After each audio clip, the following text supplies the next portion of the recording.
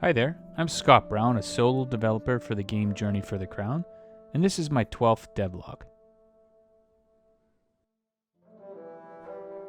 Now, it's been a little while since I updated you guys with any devlog stuff, and I'm really sorry about that. I've been super busy. And the reason I've been so busy is I've been combing through different reviews that people have given me on the game. And I'll be honest with you, a lot of the reviews were very negative. A lot of people couldn't figure out how to control the game.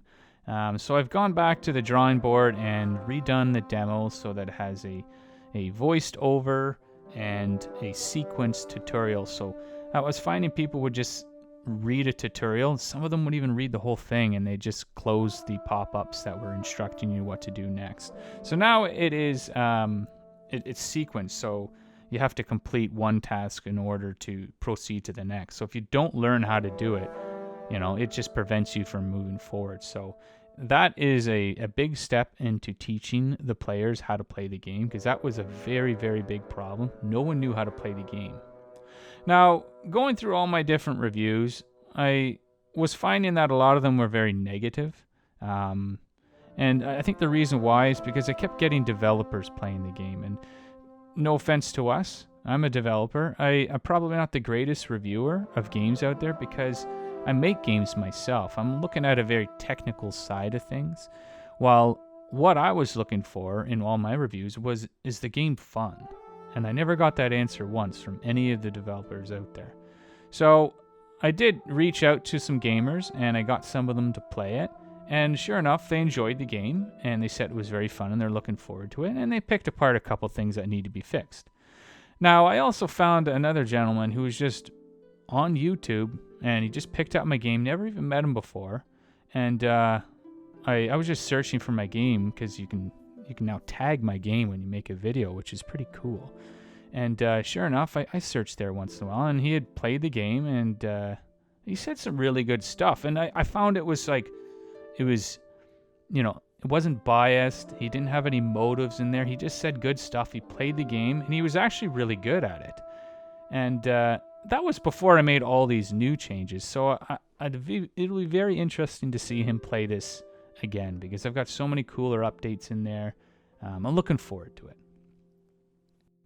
Now, a big update to the game was adding in pause. I didn't want to do this from the starting, but after going through all my different reviews, I realized everyone was asking for it. So I added in a new pause that complemented the game, and it didn't change the way the game was played. So you can now click on abilities, control your characters, and all that stuff while in paused. Yet it doesn't take away from the initial gameplay that I wanted to stick with. So I'm pretty happy about this change.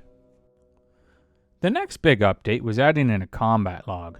One of the streamers that I had streaming the other day, he was confused that there wasn't one in there. And to be honest with you, it wasn't something that I didn't want to put in there. I just didn't think it was needed. So I went ahead and fiddled around and built something. It actually was a lot easier than you think. I just made a static singleton and everything just piped through it. It's very simple. Now, the next big update I did was add some gender-specific sound effects to abilities.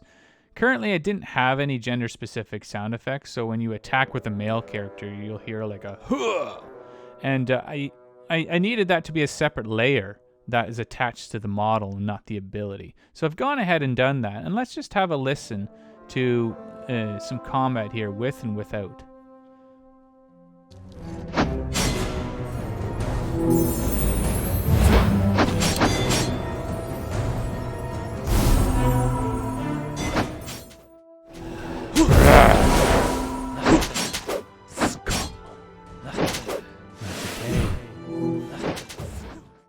Now, I like the result there. I think it adds some personality to the enemies and the characters. And by adding a variety of different voices and sound effects that work with the ability sound effects, I think it does have a good result in the end. And right now, this stuff's placeholders. Some of it may stick around, some of it might go. But for now, this works for me. Now, I went and revisited an old scene here that I made several years back, and I added some new lava to it. It's a scene with a dragon where you have a big battle, and I toned it down so I don't die in like 2 seconds at my level. And when I first revisited it, it was all broken. So many of the abilities had changed, and the codes changed. So I had to polish up a lot of stuff in here to make it work again. But I got it working, and everything's really squeaky clean.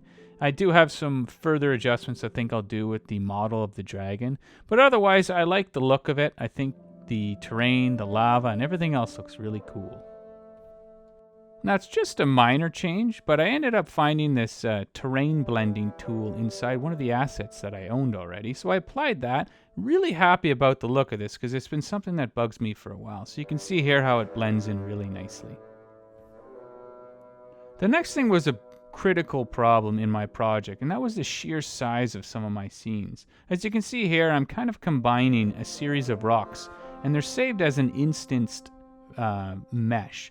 Now that instance mesh is basically hidden inside your scene file, and it starts to take up a lot of space. And I reuse these things quite often, so right inside here I end up saving it with this new script that I found that allows you to save a mesh in wherever you want. It just saves it as an asset.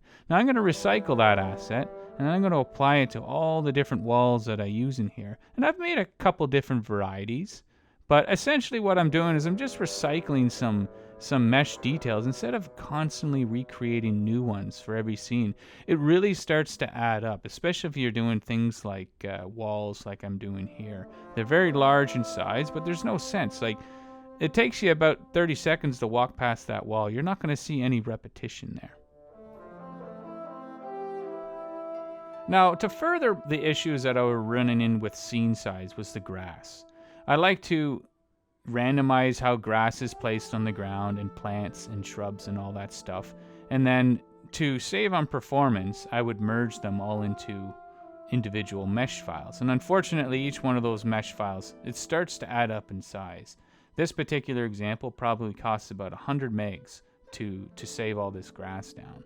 Now, I didn't realize there were better ways of doing it. And like, this works very well on your computer. It runs super smooth, but it costs hard drive space. So you got to find that balance between the two. However, I did find a really awesome compromise, and it's using Unity's terrain. Unity likes to instance all of its trees and grasses into they basically don't have any components attached to them. They're just like somehow added in there as like individual meshes, and they're very, very much utilizing the full capacity of an instance object.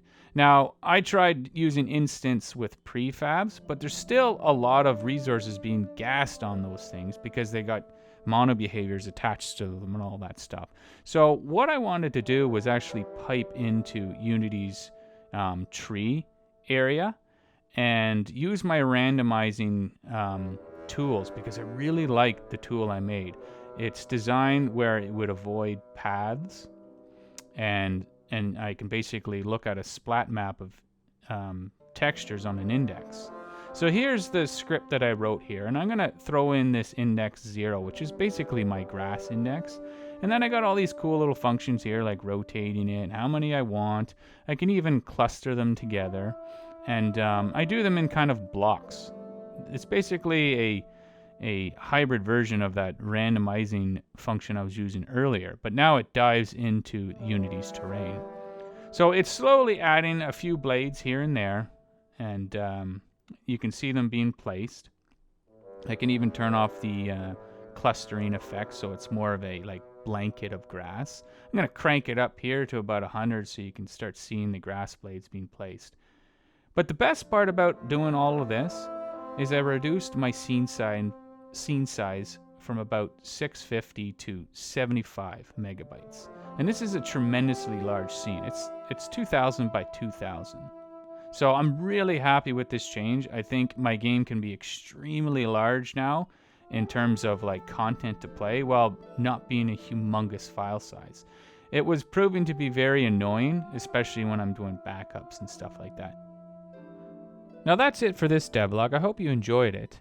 I'm going to be dialing back on my devlogs, probably about one every month or two. I don't know yet. The content is kind of hard to come up with. I think you've seen everything I've got so far, and I really need to prioritize my time on getting more content done in the game. It's hard to keep up with the all the different things you're supposed to do as a developer. And I don't really see this channel taking off a whole lot. Especially most of my videos that are tutorial based seem to be the ones that are performing the best. I think 75% of my subscribers are essentially looking at my tutorials, and my devlog is kind of dead. But I'm going to still keep trucking through this. It's not easy. These devlogs take at least a half a day or more to produce, and that's half a day less that I have of content being built. So I have to think about those things before I continue making them weekly. So anyways, I hope you enjoyed it. If you really want to catch up with me and see what I'm doing, the best place to do it is in Twitch. I am in there every Saturday, and I'd love to see you come out. So please, if you do have some time on Saturday, come swing by. I sometimes even stick around on Sundays and holidays and that sort of stuff. So anyways, be sure to like and subscribe, and hopefully catch you in the next devlog or on my Twitch channel. Thanks so much. Take care.